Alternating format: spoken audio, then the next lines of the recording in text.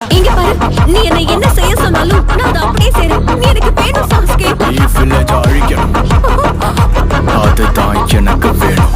உனக்கு அதுதான் வேணும்னா நான் அப்படியே செஞ்சுட்டேன் சாஸ்கே. அப்படின்னா சரி, அதை எனக்கு ப்ரூவ் பண்ணி காட்டு. இங்கேயே இப்பவே இவனை கொல்லு. இத செஞ்சா நீ சொல்றது உண்மைன்னு ஒத்துக்க.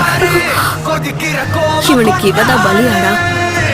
உன்னை நான் கொல்ல வந்தது இவனு கிடையாது. இந்த சாஸ்கே என் பின்னாடிதான் நிக்கிறான். ஒரே ஒரு குத்துல கதை முடிஞ்சது. என்ன பண்ணிடுது சாஸ்கே?